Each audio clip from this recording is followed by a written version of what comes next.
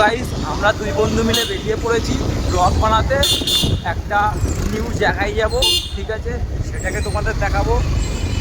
এই পুলিশকে বাঁচানোর জন্য, পুলিশের থেকে হাত থেকে রক্ষা পাওয়ার জন্য ভেতরের রাস্তা দিয়ে যাচ্ছি।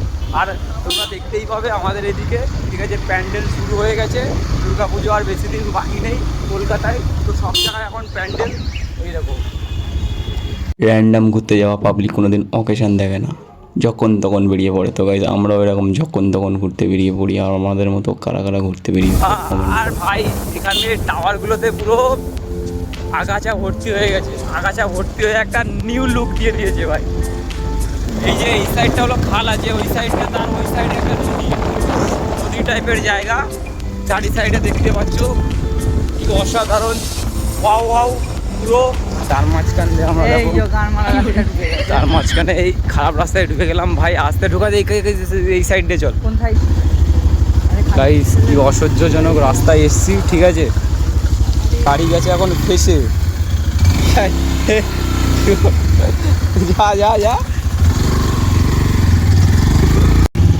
এই দেখো কত বড় বড় গাড্ডা, মনে হচ্ছে পুকুর। এইগুলো রাস্তার মধ্যে একটা পুকুরের মতো সাইজের, পুকুরের মতো সাইজ হয়ে গেছে এক একটা গাড্ডা। তো না, মনে হচ্ছে পুকুর।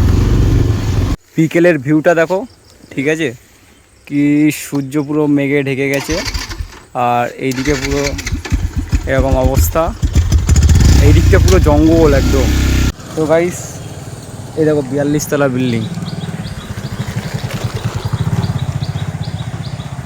42 তলা বিল্ডিং। এটা তীর্থস্থান আছে সব। ওই দেখো এটা হলো তীর্থস্থান। এই 42 তলা বিল্ডিংয়ের কাছে পুরো আমরা এখন বিহারে চলে এসেছি মন্দিরে। কি সুন্দর মন্দির ডিজাইন। সো গাইস আমরা চলে এসেছি আমাদের ডেস্টিনেশন হাজরাতলা। হাজরাতলা এই জায়গাটার মধ্যে অনেক কটা মন্দির আছে, মানে তুমি 4-5টা মন্দির তো পেয়েই যাবে।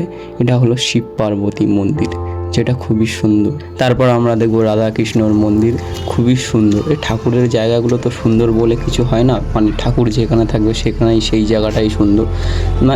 স্পেশালিটির কথা বলছি যে জিনিসগুলো কীভাবে ডেকোরেট করা। এরপরে আমরা দেখে নেব জগন্নাথ মন্দির। না, এটা কিন্তু পুরীর জগন্নাথ মন্দির নয়, এই হাজরাতলাতেই অবস্থিত এই মন্দিরটা। খুবই সুন্দর করে ডেকোরেট করা, মনে হচ্ছে একটা প্যান্ডেল টাইপের ভাইব দিয়েছে, কিন্তু এটা অরিজিনালি মন্দির।